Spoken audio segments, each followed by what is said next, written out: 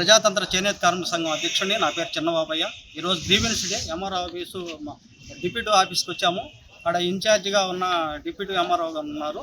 ఆయనకి ఇప్పుడే GSL medical institutions మరియు కిమ్యూ ఇంటర్నేషనల్ యూనివర్సిటీ భాగస్వామ్యంతో ఇండియన్ అలైన్డ్ ఎంబీబీఎస్ కోర్స్ అడ్మిషన్లు అందిస్తోంది నియో. నేతన్న నేస్తంలో అవతాకులపై నేతన్న నేస్తం ప్రతి అర్హులకి అందాలని వీటి మీద మేము ఒక రిప్రజెంటేషన్ ఇప్పుడే ఇచ్చాము. ఈ విషయం మీద చేనేత కార్మికులందరికీ ఎవరైతే అర్హులు ఉంటారో 25,000 రూపాయలు తక్షణమే చెల్లించాలా, లేదు వాళ్ళకి వెరిఫికేషన్ చేసి లేను ఎంతమందికి పడలేదు తక్షణమే వాళ్ళకి వెరిఫికేషన్ చేసి 25,000 రూపాయలు వాళ్ళకి నేరుగా అందజేయాలని ఈ సంఘం అధ్యక్షునిగా నేను కోరుతున్నాను. పైపిచ్చు ఇంతకుముందు జరుగుతున్న గత ప్రభుత్వంలో ఏడీ ఆఫీసర్ కావచ్చు, సచివాలయం వాళ్ళు కావచ్చు, వీళ్ళందరూ కలిసి ప్రతి మగ్గాన్ని ట్యాపింగ్ చేసి నేరుగా వాళ్ళ అకౌంట్లోకి జమ అయ్యేట్టుగా చేశారు. కానీ ఈ ప్రభుత్వం వచ్చిన తర్వాత ఈ నేతన్న నేస్తము సేవా పథకము నేరుగా రాజకీయ నాయకుల చేతుల్లోకి వెళ్ళింది. వాళ్ళ చేతుల్లోకి వెళ్ళింది.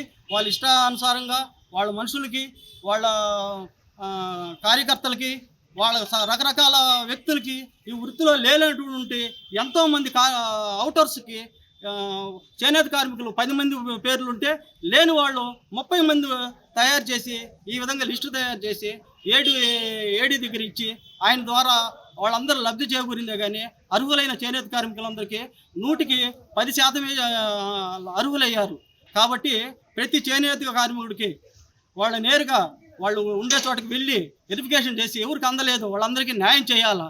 చేయని పక్షాన ఈ పోరాటాన్ని ఏకవంతంగా చేస్తామని ముఖ్యంగా చెప్పాల్సిన విషయం ఏంటంటే, ఈ వెంకటగిరి మండలంలో ఈ రాజకీయ నాయకుల్లో అవ్వారు సత్యం గారు, శ్రీరామ్ గంగాధర్ గారు వీళ్ళ చేతుల్లో మొత్తం చేనేత వర్గాన్ని సేవా పథకాన్ని మొత్తం వీళ్ళు తీసుకున్నారు. వీళ్ళు తీసుకోవాల్సిన పని అధికారులు చేయాలా, రాజకీయ నాయకులు చేయాలా? రాజకీయ నాయకులు చేసి ఈరోజు కోట్ల రూపాయలు స్కామ్ జరుగుండదు, నేరుగా కార్మికులకు అందలేదు. కాబట్టి నేరుగా సిబిఐ విచారణ జరిపించి, నేరుగా సిఐడి విచారణ జరిపించి నేరుగా కార్మికులందరికీ సహాయం చేసి వాళ్ళకి 25,000 రూపాయలు అందించాలని మరీ కోరుతూ సెలవు తీసుకుంటాం. దాదాపుగా ఈ మగ్గం వృత్తి పైన 45-50 ఏళ్ళ నుంచి ఇక అంతా బతికే వాళ్ళకు కూడా ఏయిన పక్షంలో ఈ కూటమి ప్రభుత్వము ఈ నేతన్న సేవా పథకం అటువంటి వాళ్ళకే అమలు చేయలేకపోయింది. ఇంక ఎవరికి అమలు చేసినట్టు అనేది మేము అడుగుతున్నాం, ఈ ప్రభుత్వాన్ని నిలదీస్తున్నాం.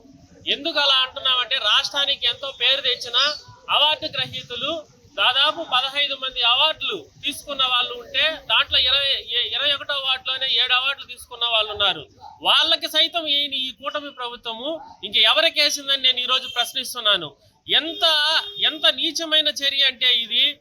వాళ్ళ కార్యకర్తల చేతికే ఇవ్వటమేంది, డైరెక్ట్గా ఇచ్చి వాళ్ళకి అనుకూలంగా ఉన్న వాళ్ళని రాసుకోవటము, 5,000 10,000 డిమాండ్లు చేసి దీంట్లో తీసుకొని 50-50 చేసుకోవటము. ఇది ఎంత దారుణమైన చర్య అంటే, మాకు అసలు ఈ నేత పని మీద మేము ఇన్ని రోజుల నుంచి చేస్తున్న దానికి మాకు ఎంతో అవమానంగా ఉంది. ఎందుకంటే మేము ఇన్ని రోజుల నుంచి నేస్తా ఉన్నా కానీ మాకు రాలేదు, ఎవరో వేరే పనులు చేసే వాళ్ళకి వచ్చింది. ఇది ఎంత దారుణమైనంటే అది చూస్తూ ఉంటే మాకే ఏంటంటే కడుపు తరక్కపోతుంది. ఈ కూటమి ప్రభుత్వం చాలా అన్యాయానికి దారి తీసింది. దీని మీద వెంటనే కోట్ల రూపాయల స్కామ్ జరుగుతుంది. కాబట్టి దీని మీద వెంటనే సిఐడి విచారణ జరిపించాలని మేము డిప్యూటీ ఎంఆర్ఓ గారిని అందరినీ కోరుకుంటున్నాము. దయచేసి ఇలానే ఇది కంటిన్యూ అయితే మొత్తం చేనేత కార్మికులందరూ కూడా ఈ కూటమి ప్రభుత్వానికి వ్యతిరేకంగా ఉండాలని నేను కోరుకుంటున్నాను.